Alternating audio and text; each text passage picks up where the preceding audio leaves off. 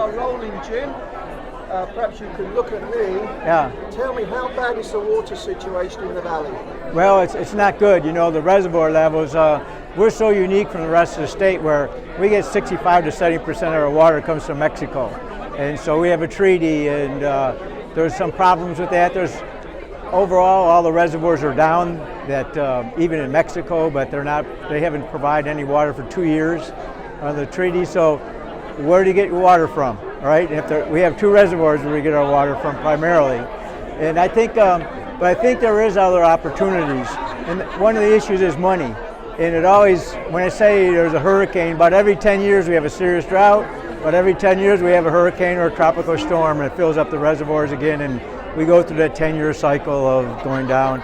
And so it's hard to get cities to say you needed some place to replace that water. So I think augmentations, McAllen has doing 2 things. Their sewage treatment plants turning out purple water for irrigation and hydroelectric use. You could mix your groundwater with the other water. It doesn't cost as much, and environmentally it's safer. But they did a study in 1994, the Grande Regional Water Authority, when I was president, on a regional groundwater plan.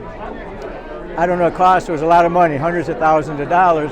At the end, it sat on people's shelves because we had rainfall. And so, you know, I think the regional approach makes sense, where you have 4 or 5 wells that you can manage with groundwater, do the treatment facilities. You know, environmentally, it's better than having 20. It's easier to do. And so I think we get some serious looks at now about, I dug out the study.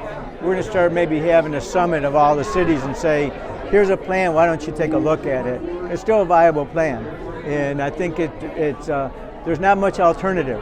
You know, seawater is great, but the seawater is an environmental problem, because for every gallon of seawater you produce, you have 10 gallons of brine, and it's an environmental problem of how you get rid of that. So I think we got groundwater here. It's not the best. It's certainly not a plentiful thing where it's going to solve our problems forever, but it'll solve them significantly for a long time.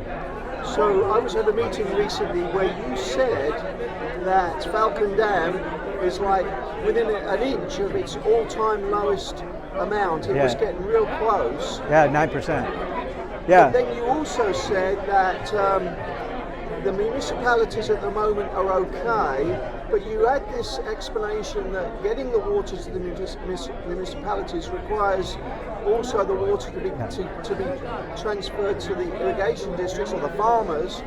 And if they get stopped from using water, how do you get water to the municipalities? Yeah, that's a real problem. The drought of the system when they had the reservoirs was in 1998, when it went down to 19%. And then the city's water was less than 200,000 acre feet. So the issue is the river's not a very efficient delivery system without agricultural water underneath. If ag is 80 and city are 20, that means they're carrying the water to the cities on the back of agricultural water. If you don't have that, can you get it to the cities? And then the other problem is for individual districts, once you get the water down to that delivery point, the irrigation system may have an earthen canal system, which is very inefficient. So now you're losing another 30%. So by the time you get the water to you, maybe you're only getting 10 or 20% of the water right to you. So that's a particular problem. And right now the reservoirs have almost 700,000. Cities have 325,000 acre feet of water rights. There's a 75,000 acre operating reserve. So there's 400,000 needs. So we have the water.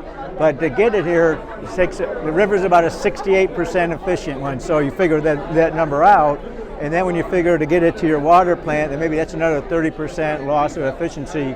Can you get the water there? You know, and Falcon right now is down to 9%, and I don't know how... 19? No, the combined systems are not, 9%, so it's almost a river.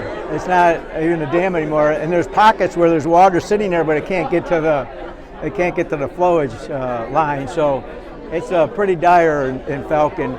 Unfortunately, that's not a very efficient reservoir. And in 2011, when Mexico paid the debt, they said you could have all the water in Falcon, which was great. They paid the debt, but it's not exactly the place you want them to make that payment. It should have been Amistad, much more efficient of a reservoir. So anyways, all those factor in. So if you look at the raw numbers, it looks like cities are pretty good shape, but whether they can get the water there, and that's another story. Can we get out of this situation without a hurricane? Is that what it's going to take? It's going to take a tropical storm. The other day they had pretty good rain. They had pretty good, and the weather. Our weather guys are now talking about the watershed. The maps. I always criticize the maps in Texas, TCUQ maps, because they ended in Texas, and our watershed's almost 70% in Mexico. So the other day Falcon went up about 3 feet, but it wasn't enough to make a difference. We have, if we don't have significant rain in the next 12 months, we'll be in bad shape.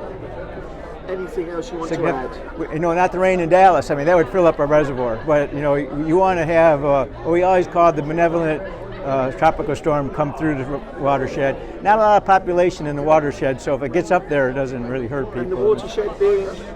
Northern Mexico, northwest of us. We go.